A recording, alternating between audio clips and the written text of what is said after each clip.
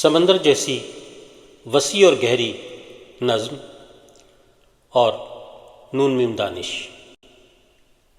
دوستو، لگ بھگ 3 صدی قبل نئی زمینوں کی تلاش میں آنے والے لوگوں نے سمندر کنارے ایک بستی آباد کی تھی۔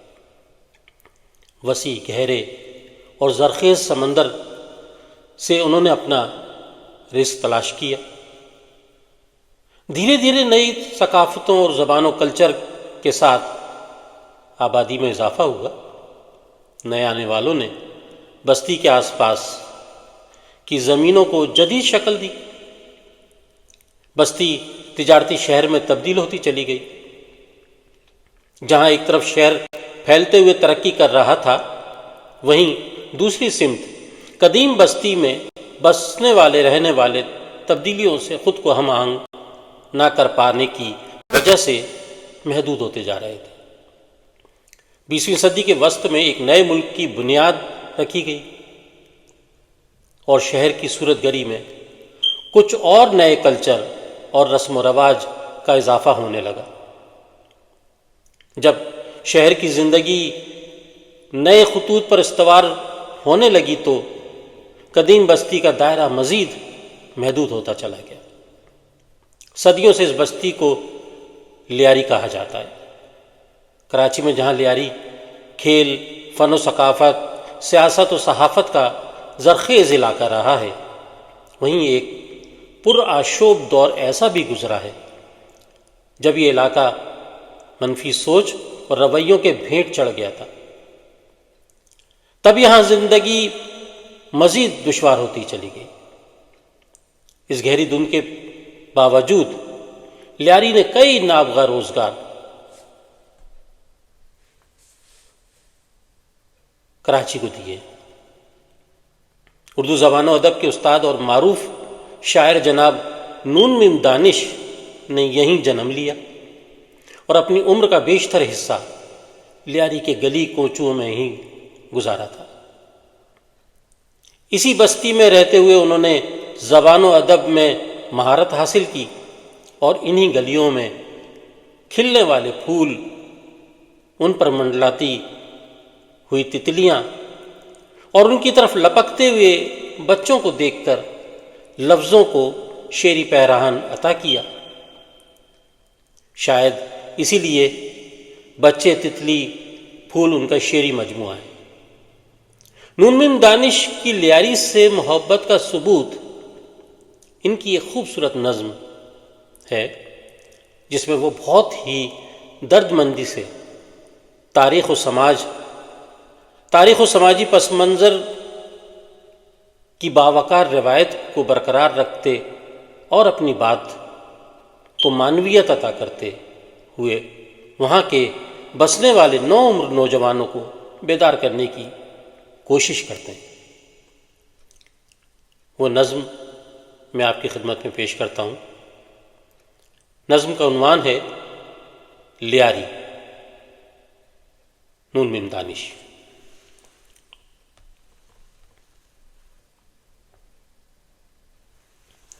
ابھی سو رہے ہو؟ زمانہ تمہیں روند کر جا رہا ہے، زمانہ تمہیں روند کر جا چکا ہے، مگر سو رہے ہو؟ میں کب سے کھڑا ہوا تیرے در کے آگے، میں چلا کر اب تھک چکا ہوں۔ تمہیں کوئی سور قیامت جگائے تو کیا پھر بھی تم یوں ہی سوتے رہو گے؟ تمہیں خبر ہی نہیں زمانہ کہاں جا چکا ہے۔ وہ ندی تیرے در کے آگے جو بہتی ہوئی چلی جا رہی تھی، سمندر ہوئی ہے۔ سمندر کے پھیلاؤ کی کچھ خبر ہے؟ تمہیں کیا خبر ہے؟ تمہیں اپنے حجرے سے باہر نکلنے کی فرصت ملے بھی تو دیکھو مگر تم یہ دیکھو گے کیسے؟ تمہاری تو آنکھیں نہیں ہیں، تمہیں تو تمہارے ہی غم کی تمازت نے اندھا کیا ہے۔ اور اندھے کی قسمت عصا اور روٹی کا ٹکڑا۔ یہ کتا جو دروازے پر دم دبائے ہوئے ہے تمہارا محافظ، یہ دریوزہ گر ہے، اسے کوئی نان شبینہ کوئی خواب دکھلا کے پھسلا کے زنجیر کر دے یا دھتکار دے، اس کی قسمت یہی ہے۔ تمہیں کچھ خبر ہے؟ وہ مائی جو صدیوں سے تیرے لیے خواب بنتی رہی ہے، وہ خود اپنے خوابوں کی پرچھائی میں قید ہے، رو رہی ہے۔ یہ کیا ہو رہا ہے؟ یہ کیا ہو گیا ہے؟ یہ تم تھے، وہ جس نے سمندر کے سینے پہ سر رکھ کے اس کی محبت کو پہلے پہل اپنی روح میں اتارا۔ سمندر سے تیری رفاقت، سمندر سے تیری محبت کہانی نہیں ہے۔ سمندر تھا کٹیا جہاں سو رہے ہو، سمندر تھی دنیا جہاں کھو گئے ہو۔ سمندر جو صفاک ہے، پر تمہارے لیے اس کے دل میں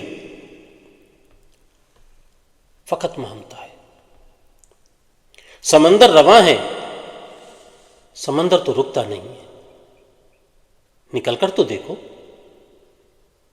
یہ پانی کہاں جا چکا ہے؟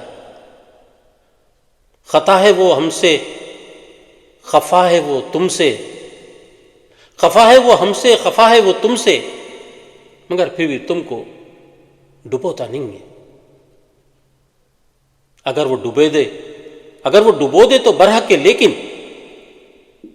مگر پھر بھی ایسا وہ کرتا نہیں ہے کہ اب اس کے سینے پر سڑکیں، عمارت، ہجوم و سیاست،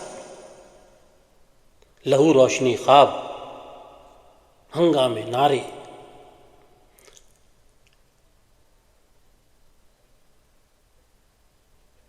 تشدد تو نفرت کی دنیا بسی ہے، مگر تم کہاں؟ میں کب سے تیرے در کے آگے کھڑا ہوں، جہاں سوکھی مچھلی کی بو اور افلاس صدیوں کی گہری مشقت سے منجمد ہیں۔ بہت بہت شکریہ۔